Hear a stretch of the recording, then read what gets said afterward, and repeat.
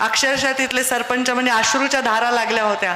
मग मी त्यांना सर शब्द दिला की मुख्यमंत्र्यांनाच घेऊन मी पुढचा कार्यक्रम तुमच्या चाकूरमध्ये करेन म्हणून। तर आता तो शब्द तुम्ही आम्हाला आज पाळा, म्हणजे त्यांचं समाधान होईल आणि त्या कार्यक्रमालाही आपल्याच हस्ते आपण पुढे नेऊ शकू। या बीड जिल्ह्यामध्ये खरं तर हा डोंगर कपाऱ्यातला भाग आहे।